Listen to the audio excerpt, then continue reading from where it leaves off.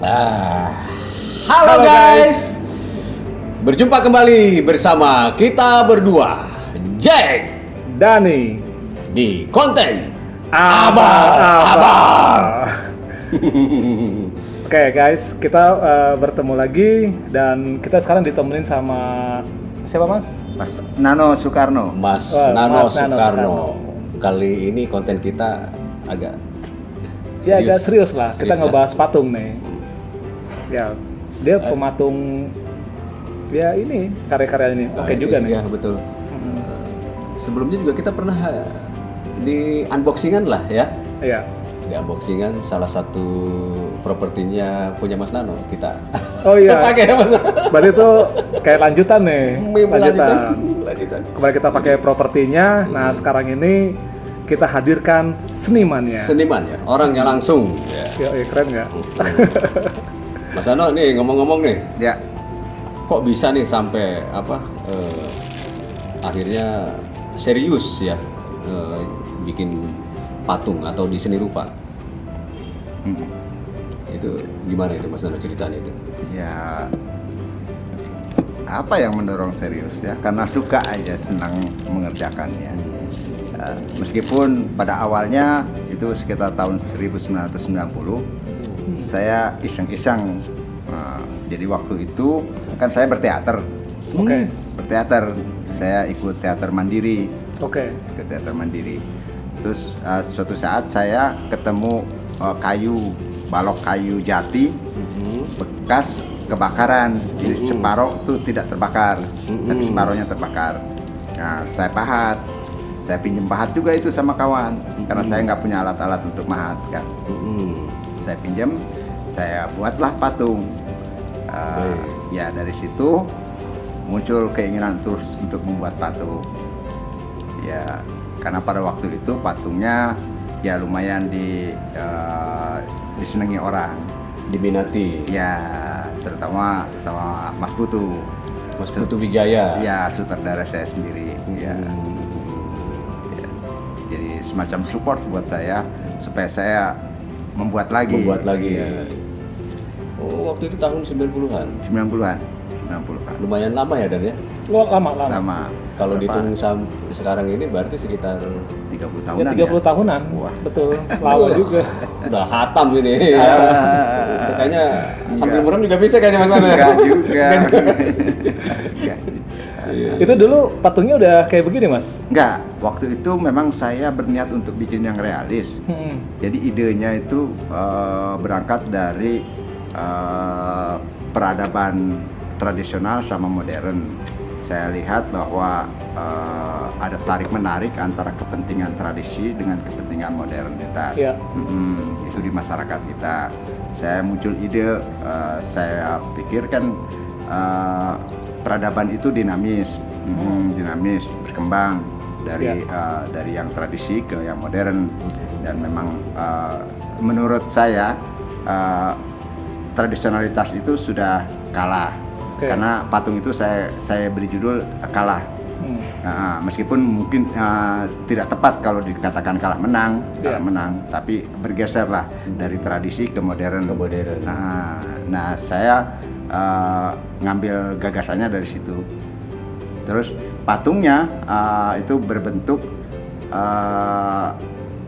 kursi di mana duduk seseorang yang posisinya kalah. Nah, kursinya ini saya cari-cari kursi-kursi model yang merepresentasikan tradisionalitas. Akhirnya ketemulah model kursi seperti kursi Betawi.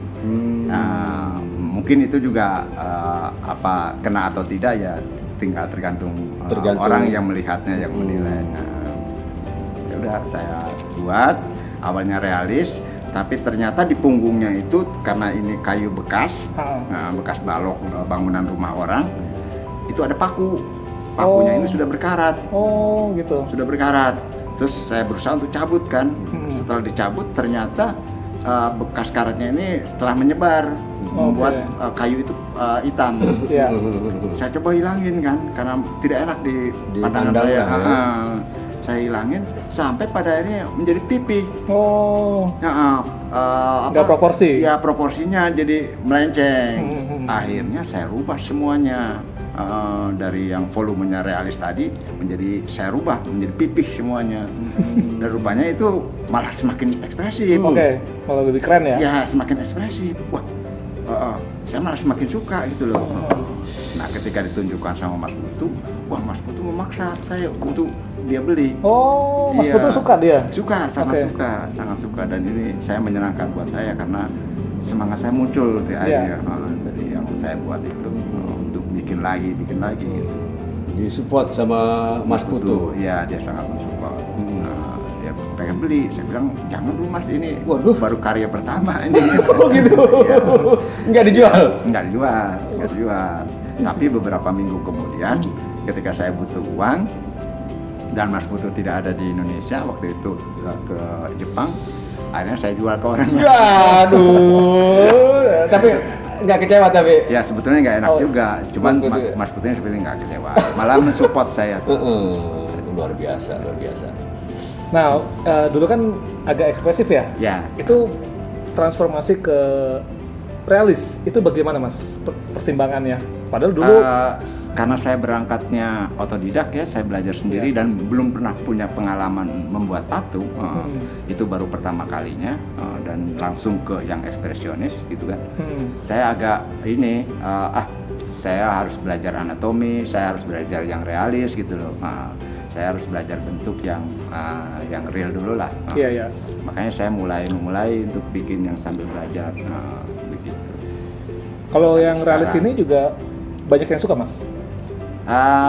Lumayan, tetapi tidak terlalu banyak lah, karena saya juga tidak tahu apa penyebabnya, apakah apresiasi masyarakat yang memang terhadap patung itu kurang, atau karena ya sebagian banyak orang juga pernah mengomentari karya saya itu mencoba mengkaitkan dengan keberhalaan. Ya entahlah apa, yang jelas memang saya masih terseok-seok dan patungnya masih belum kurang laku gitu kan. Tapi ini udah bagus banget sih. Banget. Realis Ini banget. Ya, terima kasih. Udah kelihatan ini. Udah realis banget Realis ini. banget ya. Realis banget. Yang waktu kita unboxingan kan itu. Yo, Gue baru nyadar itu ternyata punya Mas. Mas Nano waktu di warung Irin kan pernah nunjukin ke Jack, ya kan? Waktu itu. Masih ingat nggak? Iya. Iya, Ingat. ini Jack Iya. gitu. Iya. Alhamdulillah kita ketemu lagi sama Mas Nano ya. Kalau menurut Mas Nano nih, pernah nggak keinginan untuk pameran nih Mas? Ada, tapi bukan patung-patung seperti ini. Oh. Karena ini kan rencananya saya mau cetak satu toko itu banyak. Jadi direproduksi, direpro, tidak satu-satu gitu loh. Kalau yang dipamerkan mungkin lebih kepada karya-karya yang hanya satu gitu, tidak ada repronya. Kalau dibandingin sama karya grafis murni itu bagaimana Mas? Dia kan juga reproduksi tuh dari cetakan pertama sampai cetakan berapa gitu misalnya. Kedua, ketiga Ketiga sampai 10 kadang-kadang tuh. Nah, ini kan juga bisa nih Mas untuk direproduksi tapi dia punya punya batasan. Limited edition lah. Nah, itu bagaimana Mas? Ya nggak apa-apa juga, dan ini juga kan sebetulnya klaim masyarakat, apakah ini setelah dibuat begitu banyak menjadi komoditi, bukan lagi karya seni, atau memang ini tetap karya seni gitu kan. Nah, itu ya tergantung orang yang menilai aja lah, masyarakat yang menilai. Karena menurut saya sih ini tetap karya seni murni. Ya. Karena tidak ada difungsikan untuk apa-apa selain dipajang dan dipajang. Untuk hiasan lah Ya, untuk mengenang tokoh tersebut gitu kan. Boleh merokok ya? Boleh, Silakan boleh. dong, bebas. Kita bebas. Mas Nano. Konten bebas. Konten bebas. Melinting kita, melinting. Sambil ngobrol kita ya. Ini aku mau nanya lagi nih Mas Nano nih. Iya. Jadi rencananya nih bakal dipasarkan kemana nih? Patung-patung ini. Patung-patung ini dong. Oh, iya. Sama kenalin juga dong. Ini siapa aja nih tokoh-tokohnya ini nih? Oh iya, dari tadi kita belum ya? Belum. Oh, iya. Ya Mas Nano langsung ke orangnya aja lah, Mas Iya. Nano kenalin lah. Ini Nietzsche. Nietzsche. Friedrich Nietzsche. Ya, Friedrich Nietzsche Nietzsche. nama lengkapnya. Itu dia filsuf Jerman. Hmm. Ini Plato. Oh, Plato. Ya, terus ini banyak orang tahu siapa Plato. Plato, Ya. betul. Nah, ini tuh siapa ya? Maaf. Ini Aristoteles. Oke. Aristoteles. Muridnya. Muridnya Plato, betul. Ini Socrates. Wih. Socrates. Gurunya Plato lagi. Ya, ini filsuf Yunani ketiga Oke. ini. Posisinya berarti aturan dia di sini, ini di Ya, sini, betul. ini di sini, ini Betul. udah terakhir yang terakhir gitu ya. Kan pas gitu. Tadi soal ini pemasaran. Iya, pemasaran. Dulu pernah dititipkan di salah satu toko buku, toko buku. Lumayan juga sih sebetulnya ada yang beli, cuman produktivitas saya tidak waktu itu mandek, tidak produksi lagi. Nah sekarang mungkin saya pasarkan ke teman-teman atau juga katanya dengar-dengar di online bagus katanya. Iya. Nah saya juga ingin mempelajari bagaimana memasarkan lewat Online. lewat internet. Oh, jadi pemasarannya pernah di toko buku ya? Pernah. Dan akan berkelanjutan ke media online. Ya. Ya, cukup menarik sih ya. Menarik. Oke Mas, sekarang kita lanjut ke kenapa sih Mas Nano tuh nggak pameran di galeri-galeri gitu Mas? Kayak apa seniman lukisan gitu Ya mau seniman lukis atau apa, patung, grafis kan juga ada tuh jarang ya, instalasi. patung ya? Nah kenapa tuh Mas? Kalau saya ya seperti yang tadi saya katakan, untuk patung toko-toko ini bukan untuk pameran ya, tapi untuk jual memang.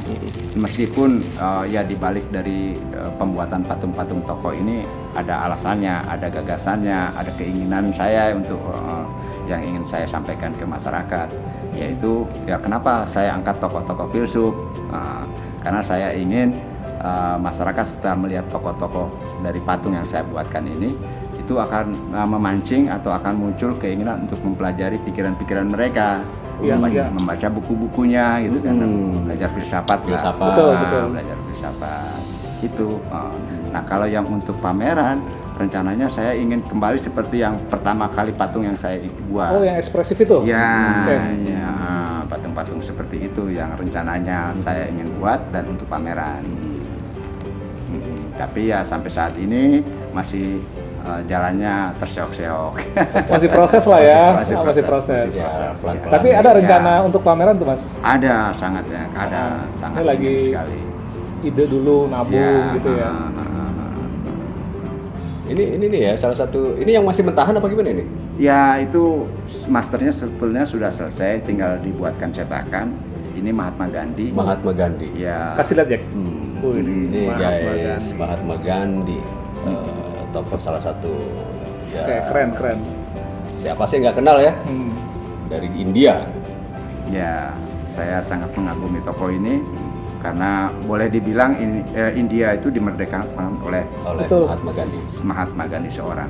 Banyak banget quote-quote yang dikutip dari Mahatma Gandhi ya, tentang perdamaian, tentang kasih sayang. Ya, karena memang dia konsep perjuangannya itu ahimsa itu, melawan tanpa kekerasan. Betul.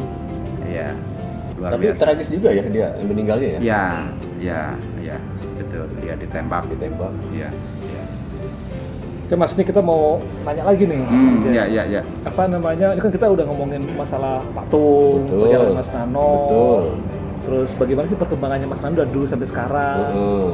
Nah, pandangan Mas Nano nih sekarang nih untuk seni rupa secara umum dan seni patung secara khususnya di Indonesia. Menurut Mas Nano itu seperti apa Mas? Secara umum seni rupa kita memang agak lesu ya. Agak lesu karena saya kebetulan pernah tinggal di Balai Budaya. Balai Budaya di mana tuh? Balai Budaya di Jalan Gereja Teresia, Jalan Jawa. Itu ketika ada pameran, seniman yang berpameran di situ sangat sepi pengunjung. Ya, itu bisa terlihat ya sepinya antusiasme masyarakat untuk melihat pameran. Itu tahun berapa itu? Belum lama lah, Belum lama. 3 tahun yang lalu. Secara promo melalui media gitu? Saya kira gencar mereka mempromosikan, mempublikasikan akan adanya pameran gitu. Nah, tapi mungkin juga karena masyarakat kita kan saya pelajari memang sedang concernnya tuh perhatiannya sedang sibuk ke hal-hal lain. Iya, masyarakat kita tuh. Ke hal lain. Misalnya ya bagaimana dia melipat gandakan produktivitas untuk mengejar kekayaan, gitu. Ya, itu tidak apa-apa juga, cuman waktu untuk melihat pameran menjadi tidak ada. Nah, dengan adanya online, ya mudah-mudahan dia tertolong di rumahnya, bisa cuman buka gadget gitu kan, melihat. Iya. Apa tadi itu aku berpikirnya gini, kalau baru-baru ini pameran di Balai Budaya ya, kalau sudah menggunakan promo media kan setidaknya kan banyak ya, banyak. Tapi kok sedikit ya? Betul. Makanya itu lesu. Dan di Ancol juga dengar-dengar pasar seni Ancol itu sudah mulai sepi pengunjung, sehingga banyak seniman-seniman Ancol yang hijrah ke tempat lain seperti misalnya Gembrong, Pasar Gembrong, betul. Ya mudah-mudahan di Pasar Gembrong bisa tumbuh subur, bisa banyak. Banyak kawan-kawan di sana ya, ya? Banyak. Ini juga pematung juga. Ada pematung juga, kebanyakan pelukis memang, gitu. Nah, kalau untuk dunia patung agak ini ya, agak jalannya tuh lebih tersendat lagi gitu. Oh, kenapa Mas? Ya mungkin karena itu tadi, karena mungkin ada dikaitkan dengan keberhalaan. Selain itu ada apresiasi yang memang kurang di masyarakat. Sehingga ya saya sendiri saya alami gitu kan, 30 tahun matung tetap aja terseok-seok jalannya, dan banyak juga pematung seperti Ibnu. Itu dari matung sekarang beralih ke media lukis. Ya mungkin karena sudah tua juga ya, sudah sepuh, jadi agak capek gitu kan, karena memang matung ekstra kondisi fisik ya. Tenaganya lebih berat dibanding dengan melukis. Atau mungkin lebih melihat peluang. Mungkin juga saya. Iya, bisa juga. Mungkin di patung begitu kurang. Nah, ini kan yang harus kita pertanyakan kan, kenapa kok bisa kurang gitu ya di seni patung ini ya? Itu padahal cukup menarik, ini kan gila kan ini, Dan. Iya, keren. Lu lihat ini. Ya mudah-mudahan kedepannya masyarakat mulai punya kesadaran baru, sehingga memunculkan apresiasi terhadap seni patung khususnya itu mulai meningkat. Karena memang kalau kita lihat di gedung-gedung yang ada di Jakarta saja sangat sedikit patung-patungnya. Dan itu nampak, bangunan itu nampak kering gitu loh. Enggak hidup gitu ya. Iya, enggak estetis. Iya, estetikanya kurang indah gitu kan. Coba lihat deh, misalnya bangunan yang banyak patungnya, Da Vinci ya. Da Vinci, betul. Itu kan kalau kita lihat dari jauh, keren. Artistik banget. Iya. Da Vinci Jakarta ya. Iya.